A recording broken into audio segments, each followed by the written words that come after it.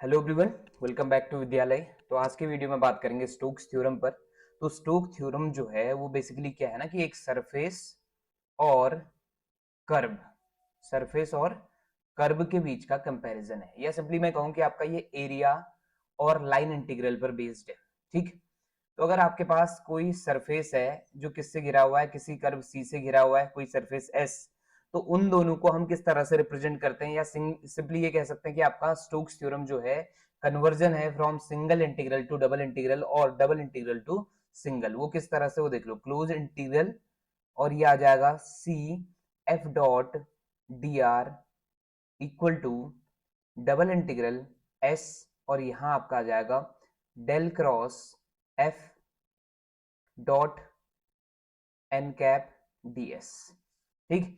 तो del cross F को आप पहले भी देख चुके कहीं, है ना, इसी को कर्ल कहा जाता है। तो इसी को हम क्या भी कह सकते हैं, double integral S curl F dot N cap D S. तो ये इसकी वेक्टर फॉर्म हो गई, किसकी, स्टोक्स थ्योरम की। तो मैं फिर से आपको एक चीज बता दूं, एक चीज क्लियर कर दूं कि आपका स्टोक्स थ्योरम से जो क्वेश्चन आएगा ना, पहला क्वेश्चन क्या पॉसिबल है, same as Green same as Gauss. ये आपको चार ऑप्शंस पे दिए होंगे, पहला दूसरा तीसरा चौथा। ठीक।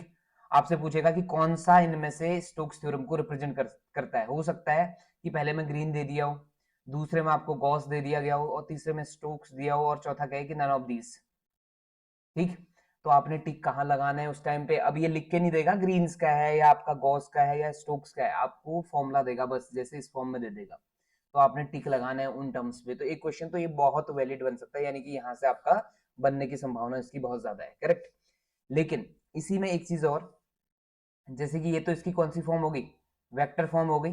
आप वेक्टर फॉर्म को या तो ऐसे याद कर लो, या close integral C to C F dot D R को इसके इक्विवेलेंट याद कर लो, आप, फर्क नहीं पड़ता उससे। ठीक। तो डेल क्रॉस एफ को ही हम क्या कहते हैं, कर्ल एफ भी पढ़ते हैं, तो कोई प्रॉब्लम नहीं है वहां से। ठीक।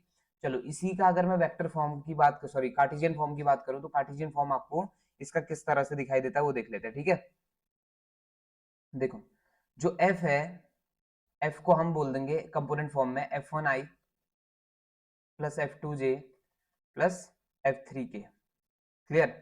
और जो एन कैप दिख रहा है ना आपको, एन कैप का मतलब बेसिकली क्या है, यूनिट वेक्टर है। और यूनिट वेक्टर को अगर किसी ने थोड़ा सा 3D के बारे में पढ़ा हुआ है, थ्री डायमेंशन ज्योमेट्री के बारे में जानते हैं, तो इस तरह का कुछ सुना होगा, L I plus M J plus N K. Element जो है वो डीसीज हैं, तो ये आपका हमेशा क्या करता है, रिप्रेजेंट करता है किसको, यूनिट वेक्टर को। तो यहाँ भी यही चीज है, यानी कि एन कैप एक्चुअल में है L I plus M J और प्लस एन के। और एल का मतलब हुआ करता था cos alpha I cap plus cos beta J cap plus cos gamma K cap. और अल्फा बीटा गामा क्या है, angle found by that particular vector from X axis Y axis and Z axis respectively. ठीक। अब आ जाओ, इसकी form क्या बनेगी अगर मैं इसको कन्वर्ट कर देता हूं किसमें, कार्टेशियन फॉर्म में, या सिंपली आपका कंपोनेंट फॉर्म में। तो ये फॉर्म कैसे बनेगी, क्लोज इंटीग्रेशन सी, और यहाँ एफ के साथ क्या होने वाला है, देखो, F one D X plus F two D Y plus F three D Z. ये तो आपको समझ आ जाएगा, क्लियर इतना।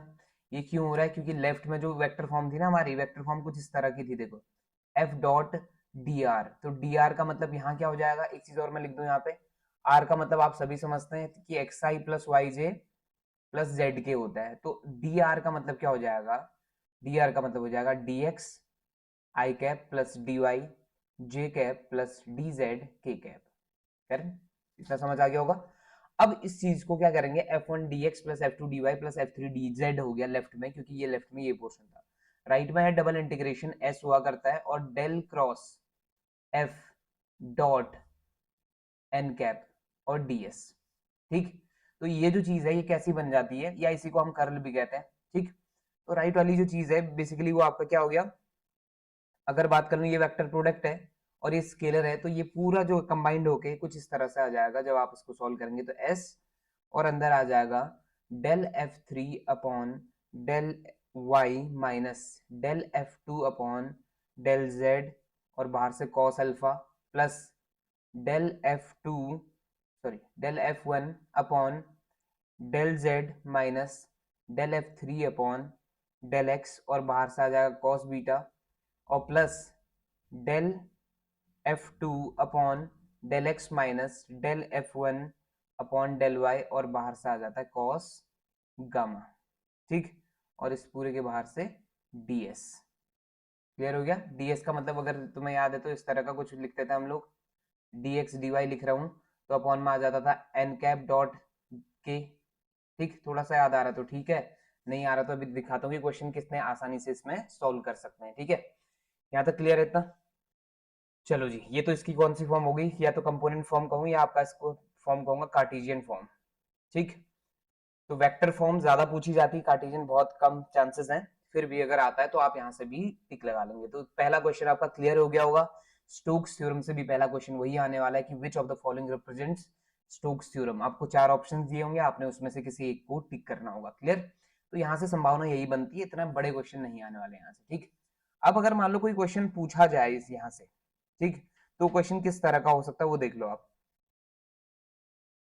कहेगा कि आपका इवेल्युएट,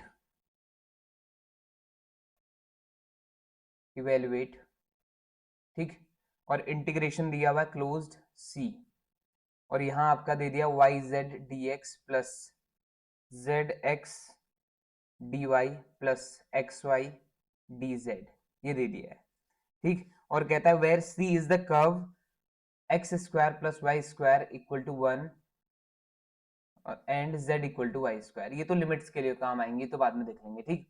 तो सबसे पहले ना ये सिंगल इंटीग्रल है, हम क्या करेंगे, इसको सिंगल इंटीग्रेशन को सॉल्व नहीं करेंगे, हम डायरेक्टली क्या करेंगे, इसको कन्वर्ट करेंगे डबल में विद द हेल्प ऑफ क्या, स्टोक्स थ्योरम। अब लेकिन स्टोक्स थ्योरम के लिए हमें पहचानना क्या होगा, देखो अगर इसका लेफ्ट साइड आप देखते हैं ना, तो ये F1 है बेसिकली, ये F1 कौन है बताओ, YZ, F2 कौन है, ZX, F3 कौन है, एक्स वाई। अभी कंपोनेंट फॉर्म बताई थी, तो एफ वेक्टर क्या हो जाएगा बताओ, एफ वेक्टर हो जाएगा F1 आई कैप प्लस F2 जे कैप प्लस F3 के कैप। अब जैसे ही आप वैल्यूज रख देते तो वाई जेड आई कैप हो गया प्लस जेड एक्स जे कैप हो गया प्लस एक्स वाई के कैप हो गया, तो एफ मिल गया। अब आप फॉर्मूले को देख लो एक बार जल्दी से, ठीक है। फॉर्मूले में क्या था, ये देखो, वेक्टर फॉर्म की बात कर लो, तो वेक्टर फॉर्म में क्या करना है, अगर आपको सिंगल इंटीग्रल ढूंढने हैं तो इसकी बजाय मैं क्या करने वाला हूँ, सरफेस इंटीग्रल ढूंढने वाला हूँ यहाँ पे, लेकिन ये इसकी जगह पे मैं क्या निकालने वाला हूँ, कर्ल एफ। बात एक ही है, कर्ल एफ निकालू या डेल क्रॉस एफ निकालू, बात एक ही है ना। तो पहले ये फाइंड कर लेते हैं, बाकी बाद में देख लेंगे, ठीक।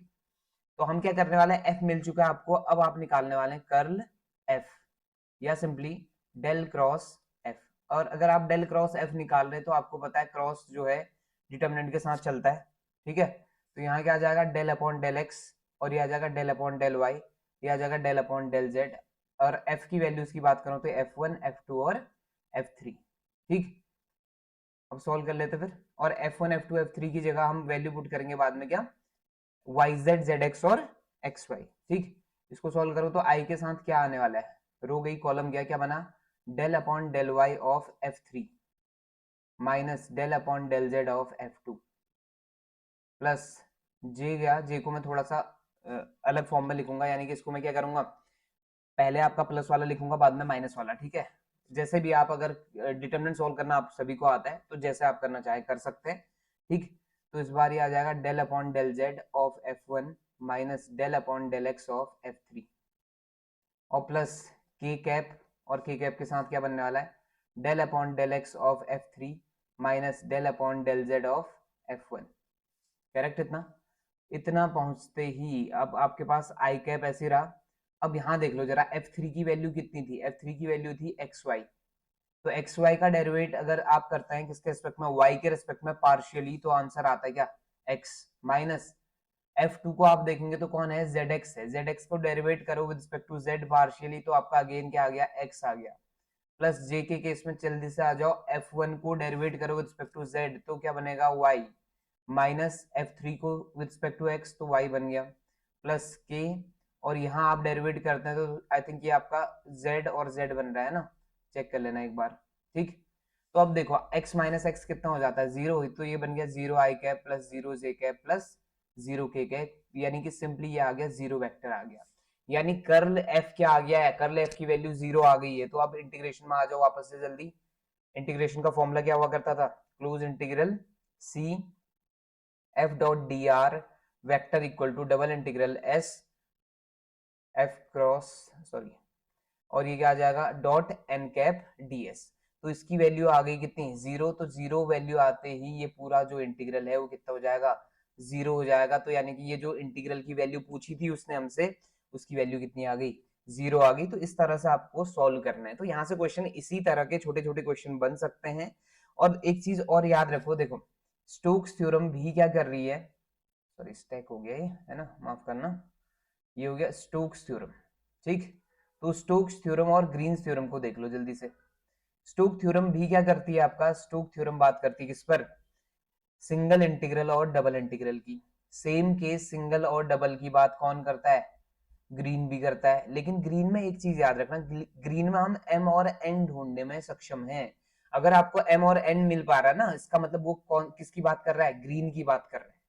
इस तरह का याद है अगर किसी को तो, M D X plus N D Y, है ना। तो यहाँ पे आपको एम और एन अगर आसानी से मिल जाता है सिंगल इंटीग्रल में, तो इसका मतलब वो ग्रीन थ्योरम से सॉल्व हो जाएगा। और अगर सिंगल इंटीग्रल में एम और एन ढूंढने में कठिनाई हो रही ना, तो वो किसके पास जाएगा, स्टोक्स के पास जाएगा। तो ये डिफरेंस है ग्रीन लगाना है या स्टोक्स लगाना है, क्योंकि देखो दोनों काम एक जैसा ही करते हैं। सिंगल को डबल में, डबल को सिंगल में, इस तरह का काम चल रहा है। तो ग्रीन भी वही काम करता है, स्टोक भी वही काम करता है। लेकिन अगर एम और एन आप अगर ढूंढ पा रहे हैं तो ग्रीन थ्योरम का काम है, और अगर एम और एन नहीं ढूंढ पा रहे तो वो स्टोक्स थ्योरम का काम है। क्लियर, इतना समझ आ गया। जैसे ये क्वेश्चन था देखो, इसमें एम और एन को सेपरेट करना इम्पॉसिबल काम था। क्लियर, तो ये आपका कहां से बन पाएगा, स्टोक्स थ्योरम की मदद से ही बन पाया। डन। और दूसरा अगर बात करूंगा गॉस डाइवर्जेंस, तो वो डबल और ट्रिपल की बात करता है। तो वो तो बिल्कुल लीग से हट के है, उसमें कोई प्रॉब्लम नहीं है, वो इकलौता है ना, यूनिक है, कोई प्रॉब्लम नहीं होता। ठीक, चलिए फिर अगर आपको ये चीज समझ आ गई है स्टोक्स थ्योरम से, देखो इतने ही क्वेश्चन बनने, प्रूफ से आपका कोई मतलब नहीं है। वहां सब्जेक्टिव लेके बैठोगे क्या, प्रूफ करने बैठोगे तो साल बीत जाएगा, बताओ पेपर छूट जाएगा, और पेपर में सिलेक्शन नहीं होगा तो गड़बड़ हो जाएगी। क्लियर, तो यहाँ से आपने ज्यादा टाइम वेस्ट नहीं करना है। ग्रीन गॉस और स्टोक की बात जब भी आएगी तो तुम्हें दो तरह के क्वेश्चन को याद रखना है। एक, वही चार ऑप्शन उनमें से कौन है वो आप टिक लगाना समझ जाएंगे। दूसरा, अगर आपको कन्वर्ट करके सॉल्व करना है तो या तो स्टोक लग रहा है, सिंगल को कन्वर्ट करके सॉल्व करना है तो या तो स्टोक का काम है या ग्रीन का। लेकिन ग्रीन का काम कब होगा, जब एम और एन आप ढूंढने में सक्षम होंगे। ठीक, नहीं ढूंढ पा रहे तो स्टोक का काम है। और डबल और ट्रिपल की कहानी है तो सीधे सीधे समझ जाना किसकी कहानी है, फिर वो आपका गॉस डाइवर्जेंस थ्योरम की कहानी है। क्लियर, चलिए फिर शायद आपको ये चीज समझ आई होगी। अगर आपको पसंद आ रही वीडियोस तो please do like share and subscribe. और देखो आपका एक सब्सक्रिप्शन जो है ना, यकीन मानिए हमें जो नई वीडियोस बनाने के लिए और प्रेरित करता है। तो प्लीज भूलिए नहीं कि लाइक करना है और सब्सक्राइब करना है। चलिए आपसे मिलेंगे नेक्स्ट वीडियो में। Thank you so much for watching.